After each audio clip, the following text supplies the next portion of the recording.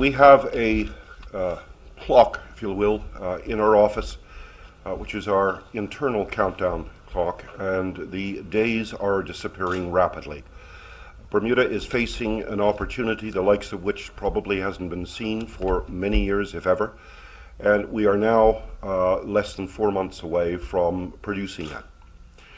From the outset of the creation of ACBDA, our instructions from government and indeed from our board were that every effort should be made to be as inclusive as possible, to share the opportunity, to encourage Bermudians to participate wherever they can. I am very pleased with the results to date. There is a wide cross-section of Bermuda that is engaged, involved, and contributing to what will be, we are convinced, an extraordinarily successful event that Bermuda will help to stage in May or June of this year. One of the challenges was to ensure that we defined local opportunities as best we could. That necessitated us working very closely with the America's Cup Event Authority to ensure that they, who are responsible for actual delivery of the events themselves, could define where things were happening, what areas were available, what opportunities would be arising. And so we have been working very solidly with them and consistently with them to start getting a definitive picture. There is an obvious criticism that I've heard of why are we not doing this, why did we not do this earlier? Truth is we did. In many aspects we were ensuring that our procurement policies demanded a wide cross-section of bidding. We were constantly asking for people to express interest in work at, for instance, Dockyard, where the majority, certainly, of the capital work has taken place. And we've been successful in encouraging local entrepreneurs, local companies, to be part of that. But now we move to a new phase, and that is a much wider cross-section of business opportunities that are arising. Again, let me put that in some context. We have been successful because we were able to harness, this is ACBDA, an extraordinary group of people.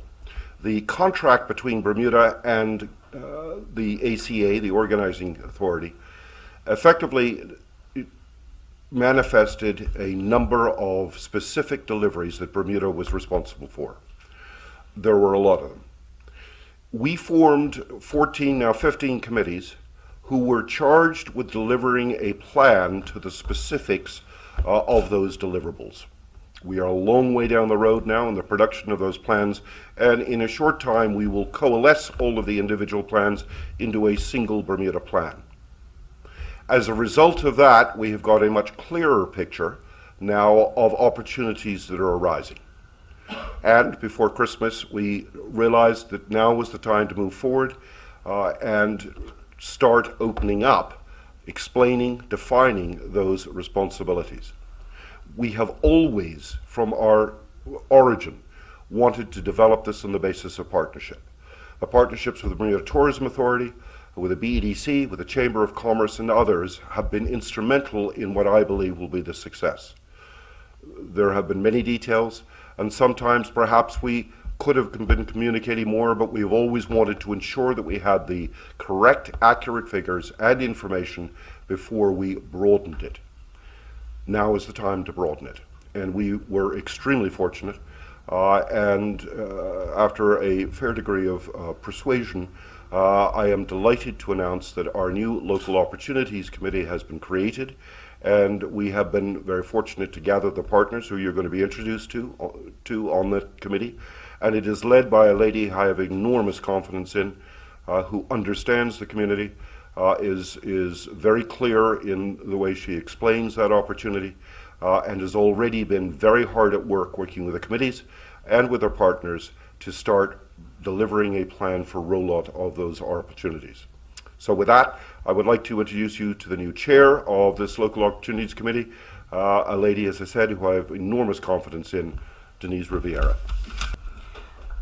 We invited everybody here today to meet some special people, and I would like to say, I think other than one, we're all women, so I'm gonna brag on that for a second. So we're invited here to introduce the Local Business Connect Working Group. which consists of 8 members. Arika Smith is here representing Bermuda Economic Development Corporation, and William Spriggs and Raymond Lambert are the other 2 that are working through the BEDC. Kendary Burgess from Bermuda Chamber of Commerce, of course. Pat Phillip Farron from the Bermuda Tourism Authority. Dana Lee Trott from City of Hamilton.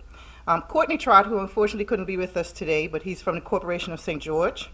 Christian White from the Hub One Cultural Tourism Group. Joanna Cranfield from WEDCO. And then myself, Denise Revere from the ACBDA. So this cross-agency approach that we're taking is meant to ensure that all sectors of the community are represented. By working in this collaborative approach, we ensure that local business people have access to the opportunities that are going to come about from the America's Cup being in Bermuda. So we look forward to helping local businesses grow and meet the extra demand of those services that are coming. Businesses will benefit by putting the work into it. A lot of people have heard me say that the success that we're going to achieve economically over the next few months into the event is going to depend very heavily on how much work we put into it. What do we do to create the biggest return on our investment in this experience? So we now have a better handle on what the anticipated needs are, and from not only the visitors, but also just the sheer fact that in addition to the visitors, we're going to have a lot of Bermudians excited in this experience. So it's a combined volume that's going to be created that we have to define the needs for. Just to give you a little snippet, there's going to be probably about 300 plus boats here. And that's something that Bermuda probably hasn't experienced before because, our marine industry is growing. So this has been an opportunity to open our minds up to a marine industry potentially. So just the fact that we have yachts to serve is going to be great because it's going to create a list of needs that we might not have before had to meet. So this will obviously create demand for a lot of services, water and land. And so collectively, our committee and the local businesses in the community are going to work together to make sure those needs are first identified and then are creatively met. So Bermuda's short-term economic success, and when I say short-term, I mean the 5 or 6 weeks that the event is actually going to be taking place. That will depend on how well we predict those needs and exactly how creative are we in actually meeting those needs. So Bermuda hosting the America's Cup, the 35th America's Cup, is really an investment. Everybody hears this number that we spent so much money or we spent this amount of money. It's actually not spending money, it's investing money. And so that's a key word that I would like everybody to constantly hear, is that it's no different than when we put money into something and we're expecting a return afterwards in our everyday lives. It's the same thing. The country has put an investment in something that we have to help make sure that the return on that investment is as large and as vast as it can be. So our long-term economic success depends on how well we create the vacation experience that results in people coming back to Bermuda again and again. I hear sometimes that people say, that's just 5 or 6 weeks. That's it. That's not going to benefit us. It depends on what we do during those 5 or 6 weeks that's going to dictate whether or not we create a legacy that is going to be the long-term economic impact. So I'm challenging everyone to look at the America's Cup opportunity as a catalyst, because the America's Cup being here is going to help us develop our existing businesses. In some cases, it's going to help us create new businesses. And then it's even going to help us to fine-tune processes and procedures and the way we do things. So the benefit of America's Cup being here is quite vast when you think about all the different pieces. So we, as a collective community, we have to decide how the America's Cup is going to benefit us in June and beyond June. That's going to be up to us. So to date, the America's Cup Village planning process has put forth 4 RFPs. And the entertainment, cleaning companies, and food and beverage vendors have already gone out. They're actually in the selection process now. All of those are closed. There is still an RFP out there for security companies, which closes on February 17th. So as those type of needs come forward from the ACEA, we'll continue to bring them to the public. As it relates to the general visitors' needs, that's a much bigger net. That's not just what's happening out at the village in Dockyard. That's what's happening once somebody steps their foot off the plane into Bermuda. That's what happens when somebody steps their foot off a boat into Bermuda. Those are the needs that are really going to require the community to step up and participate in. So in order to share with the community what we believe some of the needs are going to be, and to get their input, this is going to be a collaborative approach. So we want the community's ideas on how exactly are we going to get the best return on our investment. What are your ideas? What are your creative ideas? And that's going to happen in information sessions starting February 23rd. There's going to be 6 sessions. The first one is going to be focused on marine services. And like I said, there's going to be 300, 400. And actually, if anybody knows anything about boats in Bermuda, you actually don't know who's coming until they roll up into St. George's and sign up. So we might have 600 boats. So we just don't know. We're estimating that it could be between 300 and 400 boats that come. So marine services is going to be very important. How do we do their laundry? How do we get groceries to them? There's a whole list. That's going to be held Thursday, February 23rd from 6 to 9. The island-wide vending information session is going to be held on February 28th, it's a Tuesday, from 6 to 9. And some of my team members here are directly going to be involved in that. Like Chamber of Commerce, as you know, they do Harbor Nights, so that's going to be an opportunity. The Corporation of Hamilton is doing, City of Hamilton is doing tons of activities that are going to involve vendors.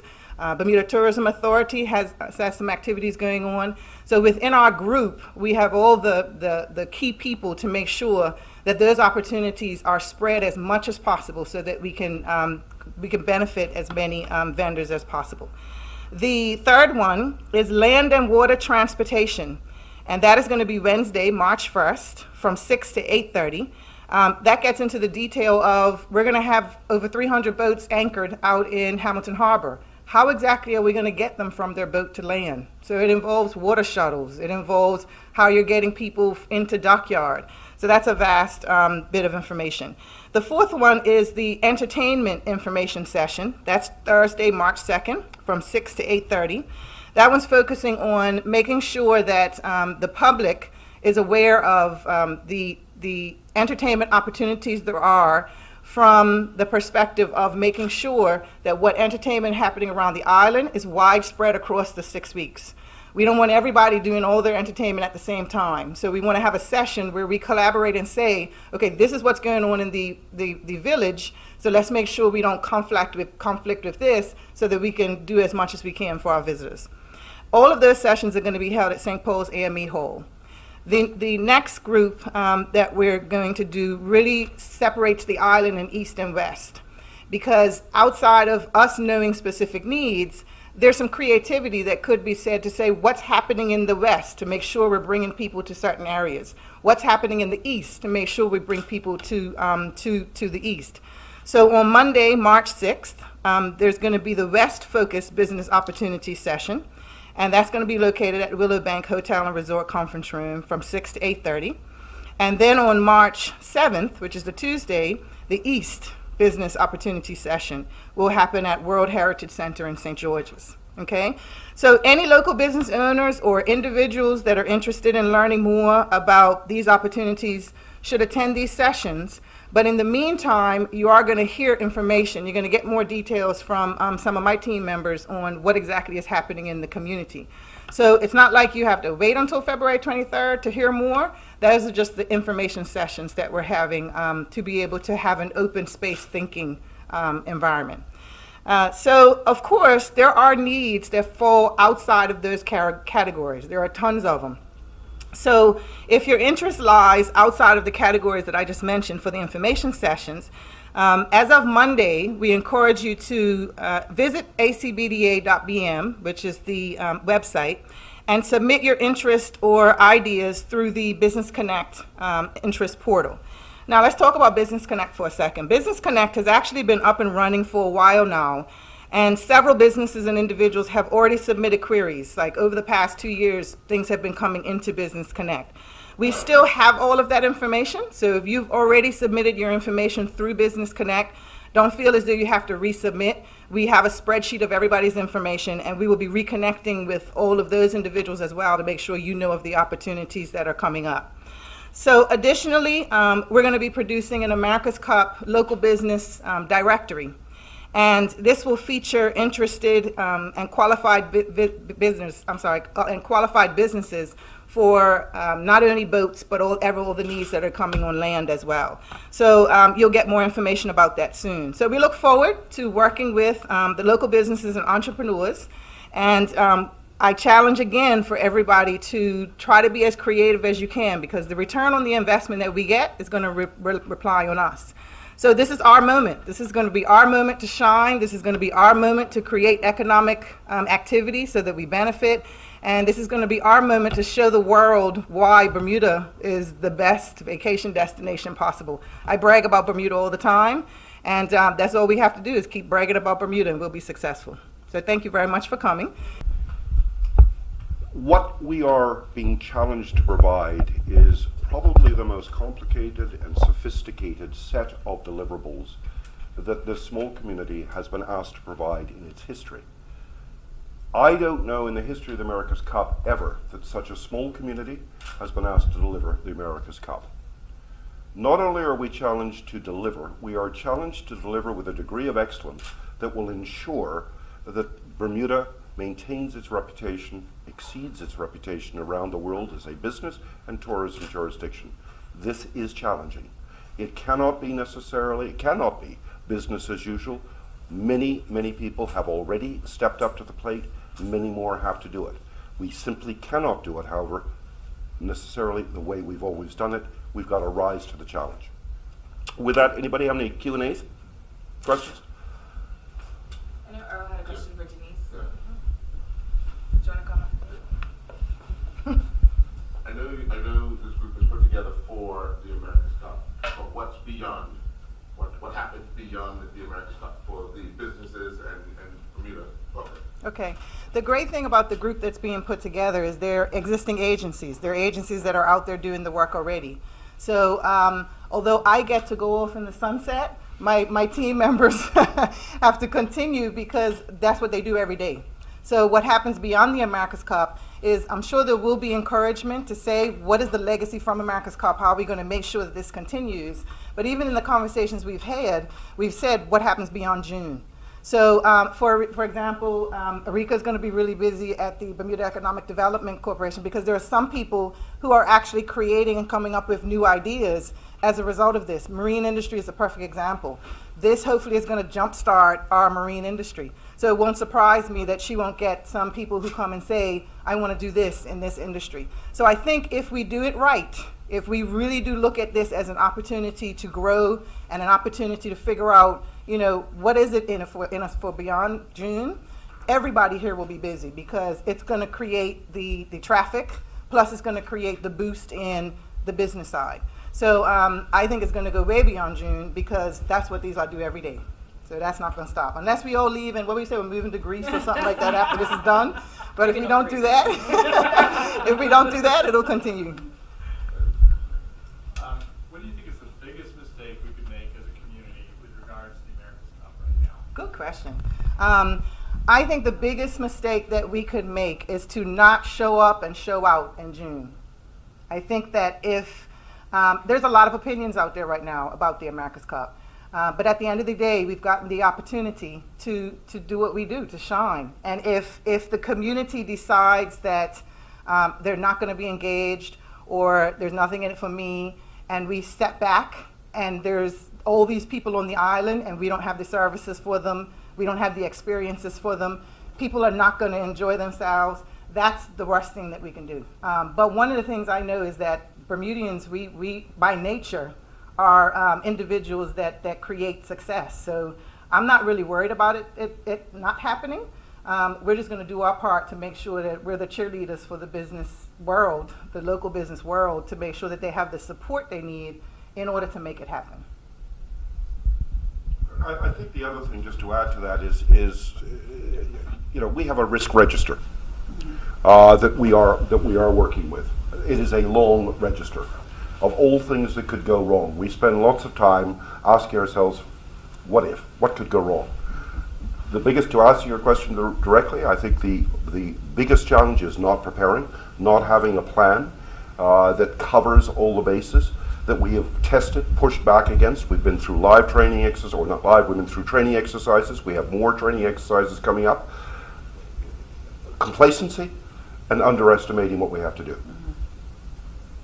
I think operationally there's been a lot of great preparation. I think that they're going to practice and say, what happens if, something happens, the buses break down, what happens? They've gone through that process.